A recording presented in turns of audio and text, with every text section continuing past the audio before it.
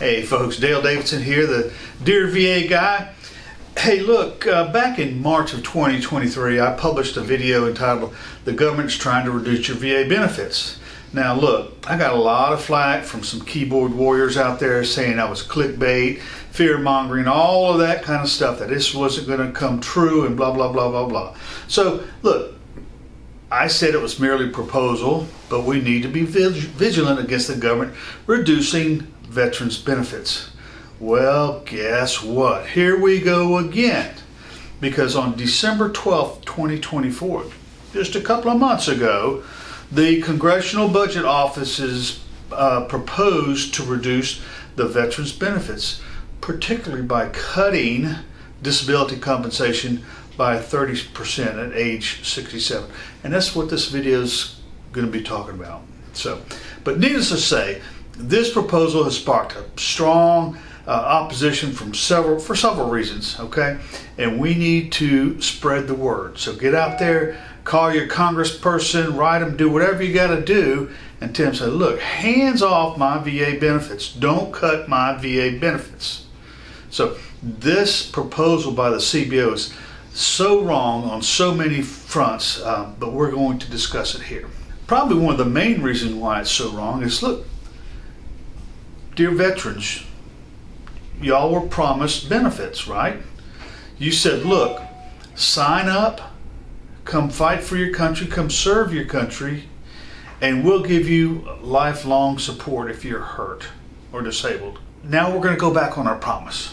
That's just not right. Look, y'all went out there, you supported our country, you fought for our country, you were injured for our country, you sacrificed for our country, and now the CBO says, well, let's reduce their benefits in old age. Again, that proposal violates the fundamental agreement and erodes trust in our government commitments to you, the veteran.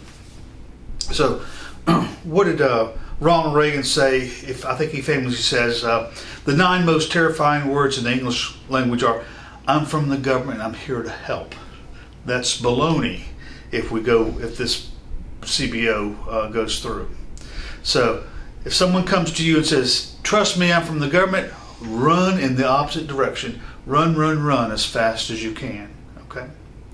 Now, number 2, it's going to be a tremendous financial hardship for aging veterans. Now, as a disabled veterans, your costs are already more than everybody else, right? I mean, if you're disabled and you have to rely on specialty equipment or whatever it may be, caretakers, then you're already paying more than the average person for your care and well-being. So, disability benefits, that's the primary source of veterans who are disabled. And most of the time, their only source of income, especially since their disabilities often limit their ability to work. So financial hardship is a big issue here. Simple question, folks. When you get older, do your health care costs go down or they go up? I know it's kind of a silly question, but yeah, we all know the answer to the question. So why is the CBO cutting benefits for disabled veterans at age 67 when they need the benefits more than ever? I mean, look, we've got our health care costs are increasing each and every year. I think health care costs exceed the consumer price index. So look, this CBO proposal will lead to financial instability and financial stress and strife for our disabled veterans. Now, the CBO compared the retirement age of 67 to compensation benefits. But Social Security retirement has nothing to do with compensation benefits. Compensation benefits were, dare I say, earned but awarded to you because of your sacrifices, because you were injured, because you became disabled. Maybe you were exposed to Agent Orange, you were wounded in combat, or whatever your injury is. That's an award to you because you served and you were injured.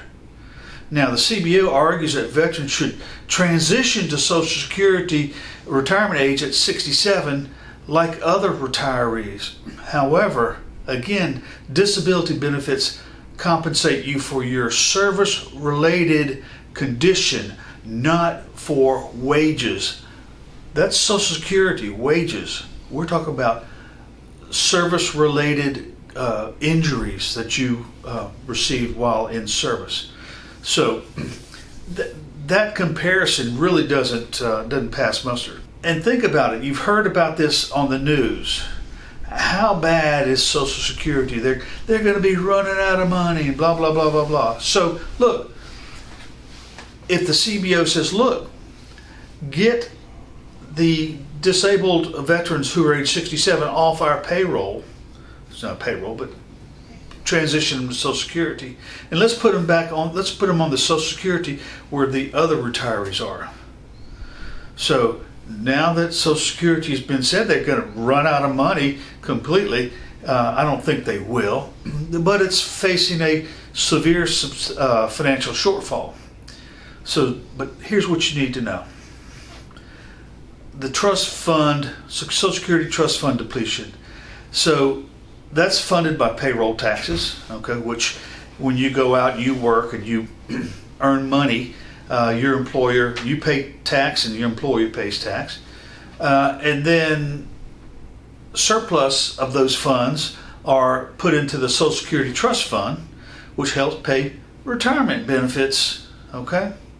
Now, because of our aging population and less people working, less people earning a salary, less people paying those FICA taxes, that trust fund has been depleted. So there is no more surplus, or the surplus is been greatly reduced because of that, because of those issues. So they expect that the Social Security Trust Fund is supposed to run out of funds somewhere 2034, 2035. I don't know whether you believe that or not, but it's not looking good. So why do you want to put these veterans who are age 67 in from a stable fund, the compensation fund, the injury related fund, and put them into some kind of retirement fund that's going to be running out of money in the next 10 years? Doesn't make a whole lot of sense. So if you push all these people out to the Social Security, all these disabled veterans out to the Social Security Trust Fund, and then that's exhausted, then what's going to happen? That trust fund is exhausted, then benefits are going to be reduced between, I think they said 75 to 80%. So the VA says, well, we're going to reduce our VA cost by 30%, and then we're going to wait 10 years, and then you're going to be hit with another 20 to 25% reduction. Again, they're violating the confidences. They're lying to you. They're just not being honest with you as to this CBO proposal. So by shifting VA compensation benefits at age 67 to the Social Security, not only are you burdening the Social Security system that's already overburdened, but it's going to be an increased burden on other support systems. So if you lose 30% of your compensation benefit, okay, then you turn to Social Security, then you lose, another 20 to 25%. Then what happens to your health care? I mean, are you going to be on Medicaid? Are you going to have to be on food assistance programs or other government aid, housing, whatever it costs, whatever it is? So instead of fixing a problem, it appears that they're kicking the can down the street. So again, according to the CBO proposal, let's cut veteran benefits, move veterans over to an already weakened benefit programs. Okay. So, number 5, a lot of disabled veterans have PTSD, manic depressive disorders, a lot of mental issues out there. And they already struggle because those conditions, number one, they're hard to treat and they're expensive to treat. But what happens to those people who have witnessed the horrors that you and I have gone through in our lifetime? And they've developed PTSD or depression or other service-related mental conditions. Let's cut their benefits, okay? That's the answer.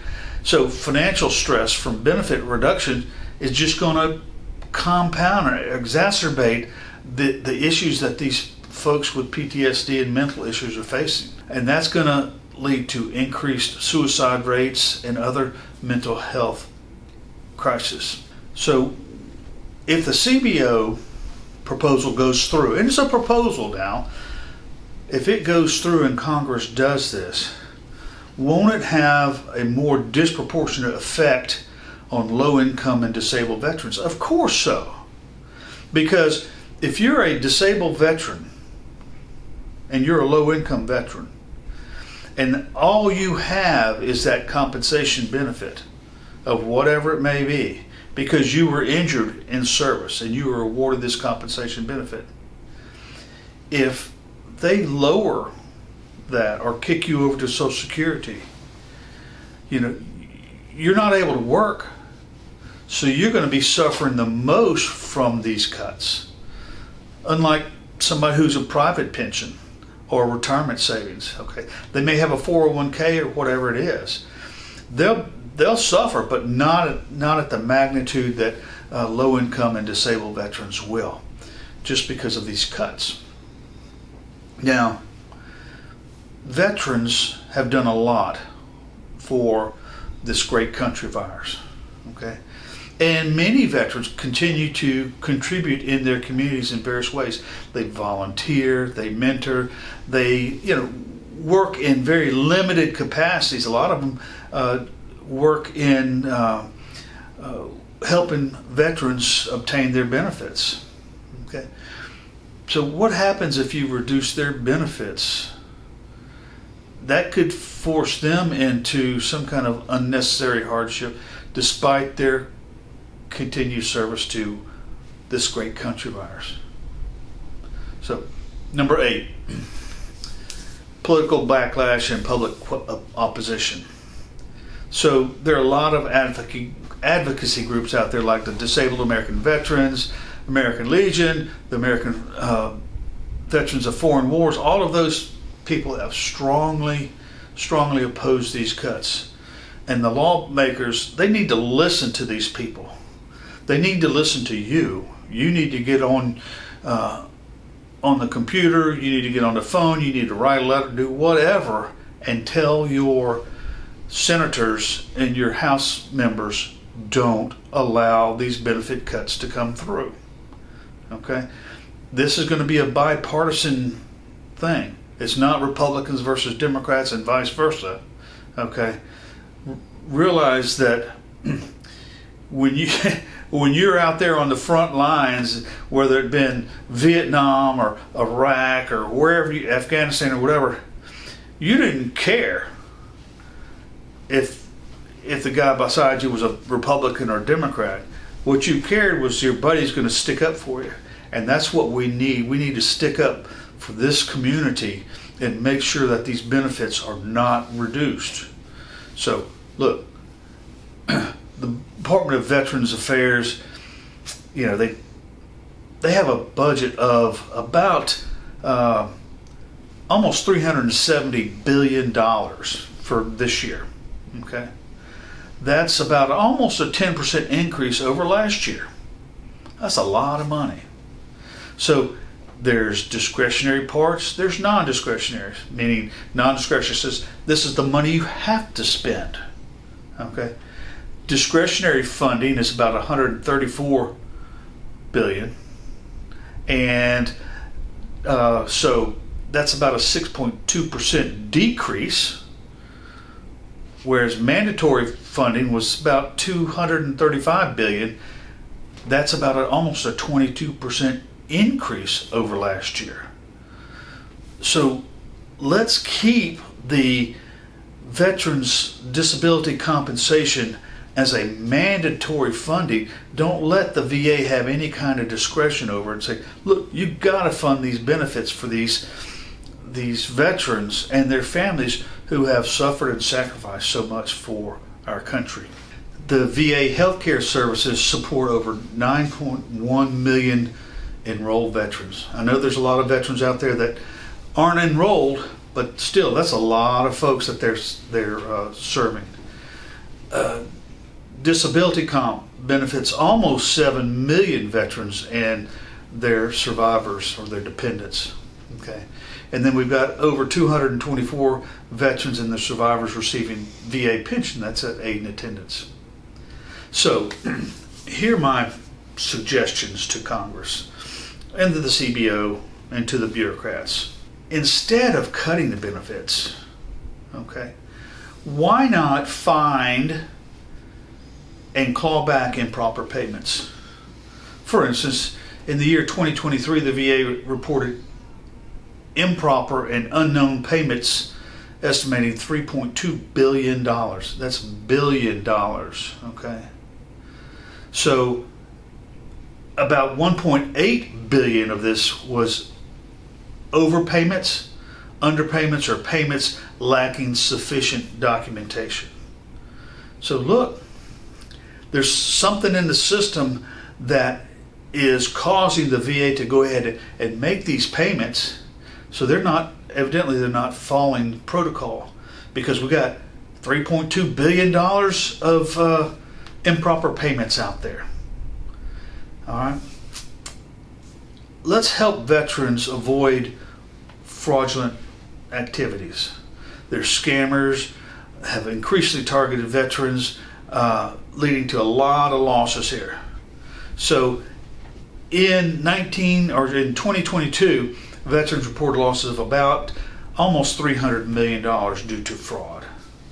If we could figure out how to keep these rascals from defrauding our veterans, of course they're defrauding a lot of people too, including the elderly, that would save a lot of money. Fraudulent billing by non-VA providers amounted to almost $40 million. Okay, there are about almost 38,000 non-VA providers that receive this money. If you're not a VA provider, why are you receiving any money? How did they get into the system? Okay, so it's going to take somebody digging through these systems and these computers or whatever they've got out there and say, identifying these people, and let's get this money back. Let's put these fraudsters and these people that are doing these bad things, these illegal things, let's put them in jail. Okay, simple.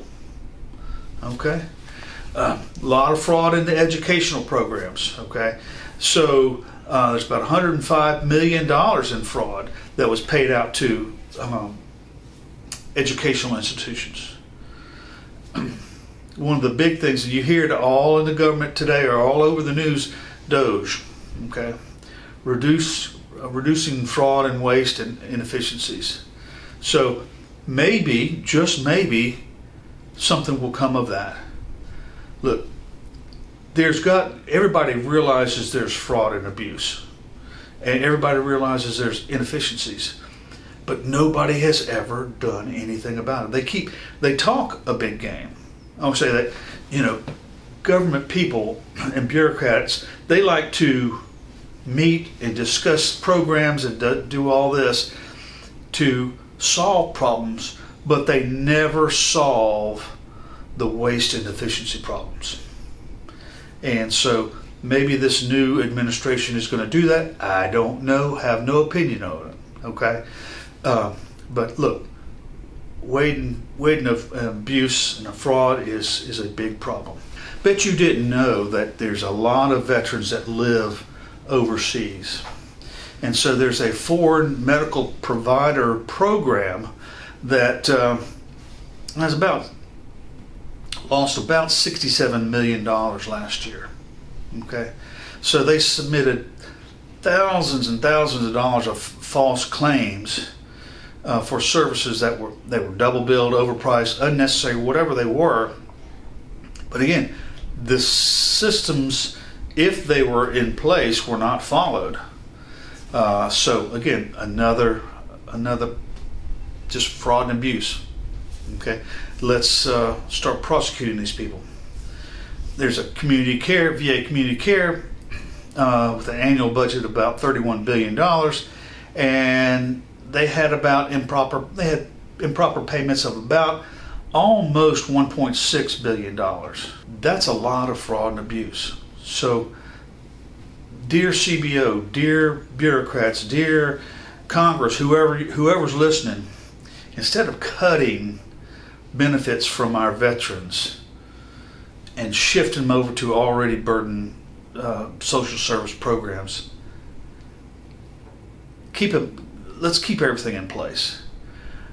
I guarantee you, if you could find a fraction of this fraud and abuse and become more efficient, that you wouldn't have any problem finding the money to continue benefits for our disabled veterans, because they absolutely deserve it. So look, while the CBO's goal of reducing federal spending, I understand that. I understand balancing the budget. But you can't balance the budget on the backs of disabled veterans. That's just not fair. It's not just. Again, promises were made, and now you're backing up on the promises. So our treatment of our veterans reflects our values. So if we're cutting their benefits at their vulnerable stages in life, that to me contradicts the principles of honor, duty, and gratitude that we owe our veterans. Hey folks, thank you for putting up with me with this long video, but hey, check out this video. The government is trying to reduce your VA benefits. That's the one I did back in March of 2023 that will, again, just kind of reinforce that we can't let our guard down. Okay, so contact your senators, your House representatives, anybody you want to, and let's say, look, no to cutting the benefits for our veterans. So until next time, you be blessed.